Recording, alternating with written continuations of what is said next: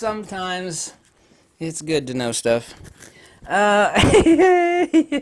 Remember when I used that Nikon Z7 for a couple hours about a month or so ago? And I said, this camera sucks. And now people said, oh, it's just a pre-production model, you don't know crap, tattooed bald boy. And I said, wait till the camera starts shipping. Guess what? It's shipping. And the specifications alone, considering that it costs as much as a Nikon D850, were bad. But even I didn't predict this. Well, actually, I did. Now that it's shipping and in people's grubby little hands, they're realizing, oh God, this camera's not so good. Nikon! Excuse me. Too much caffeine. Yeah, shitty coffee, no less. Everybody's reporting exactly what I told you, and a key point that you don't make a differentiation or distinction thereof is autofocus acquisition, where, camera goes wham, locks onto something, is different from autofocus tracking. So you have acquisition, tracking, and then the third thing, which is so very important because, your pictures look like crap without it, hit rate.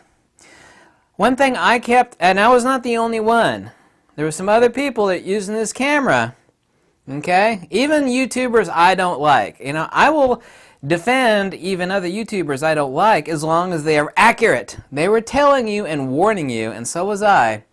That it's like, well, the autofocus would lock on, but the hit rate was bad. Not bad. Even the guy with the giant fluffy hair, even though I'm not his buddy and vice versa, he showed you a lot of examples. Bad hit rate. Bad hit rate. Bad hit rate. Not only that, the ever popular DPR came out showing you that if you want to do deep shadow recovery, that the Nikon Z7 has bad dynamic range, but really worse than that, it's got bad banding.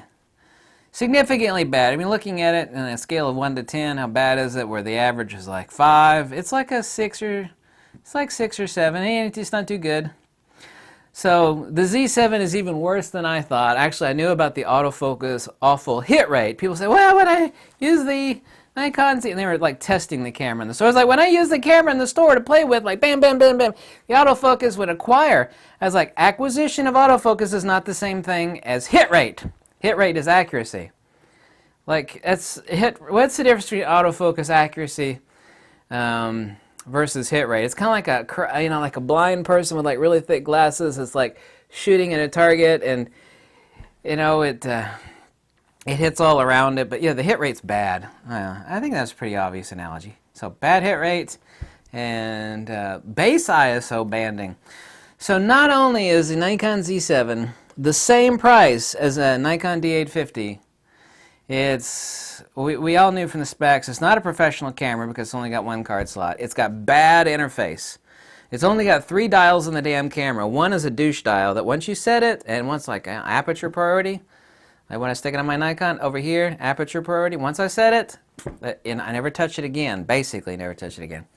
So it's got bad interface. It's got no option for a vertical grip. None. It's got one card slot. De facto, I don't care whether you believe me or not, or agree with me or not, it is de facto not a professional camera. It is not. It is a mirrorless D5000-ish level camera. It is a D5000-ish camera that's mirrorless. But it's priced like a Nikon D850. The Nikon D850 is way better. The DP review site just confirmed that the image quality and dynamic range is superior on the Nikon D850 to that of the Z7. Superior, de facto, no ifs, ands, or buts. Shut up and shut the door. Better. And even though I don't agree with the guy, he's factually accurate and he gave you tons of examples. He's like, the hit rate's bad. This shot's out of focus. This shot's out of focus. This shot's out of focus. Yeah, so the Nikon Z7 is shipping. And not only is it as bad as I complained about it to be, it's actually worse. Stick that in your pipe and smoke it. That's not good.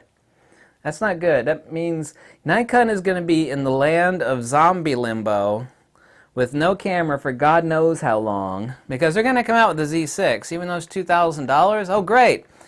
It's $1,300 cheaper than the Z7. Output for normal exposure is going to be pretty decent. It's going to be a low light winner, basically like a mirrorless version of the D750. People say, well, you know, I don't need sports action for these. But these cameras are designed for that. I mean, they have the same price as a D850, but they have everything about them is inferior to a D850 on the Z7. It's like, well, it's not a sports action camera. Well, they're good. Then don't price it like a D850. You know, that's the point. Don't you think that's the point? Well, I'm not even asking you. I'm telling you. That is the point. So you're going to come out with something that's a mirrorless version, and it's going to be way worse than the DSLR version of it, which is the D850.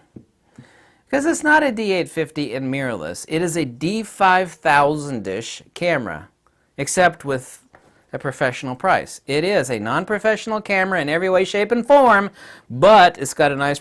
That is marketing genius. I think Nikon pulled that off to stupid people. Well, you know, it's expensive. It's got to be good. It's a Nikon!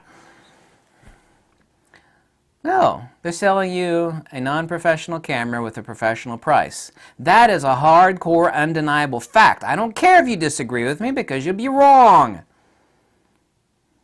I love Nikon. I got their logo tattooed on my hand. This doesn't mean I hate Nikon or they're like the evil of the earth to me now. It means that Nikon screwed up bad. They're an insanely arrogant company right from the pits of hell. Insane. There is a pack of nerds in Tokyo that sat in a locked room building and designing this camera without the inputs of actually working professional camera people who would have told them, you know, screw you, you're going to charge as much as a Nikon D850 for this horrible camera with no vertical grip, one card slot, poor autofocus hit, right? Like, no, no, no. Get marketing right on that. Maybe they could hype that up and get stupid people to buy it. That might be working. But what's going to happen is that even the stupid people are going to realize, like, gee, this camera's really expensive, and it just doesn't even live up to what a D850 is. It's a lot worse, but the same price. It's going to dawn on people, even the hardcore Nikon fanboys, say, it's not a professional camera, no way, shape, or form. And they'll say, well, you can fix it in firmware update. Hardware can't be fixed with firmware. And, excuse me, Nikon is ultra famous for not doing firmware unless there's something really, really wrong with the camera. Nikon ain't like Fujifilm where, you know, you introduce firmware that expands the features. No, Nikon is insanely famous for not doing firmware updates unless it's absolutely necessary. Like, oh, there's something really wrong with it. We got to fix the firmware. Do a firmware fix. Yeah, good going, Nikon. Good going there. So now that the Z7 is shipping and people are actually starting to realize what it really is, then reality is going to sink in. I expect it to take about 3 weeks for it to like completely propagate amongst everybody that's just like a Nikon lemming. I love Nikon, but I'm not a Nikon lemming. I'm not going to drink their spike Kool-Aid. But it will spread, and people will realize, this camera's really expensive and it sucks. Nikon. I'm dead serious about this video, however. Nikon.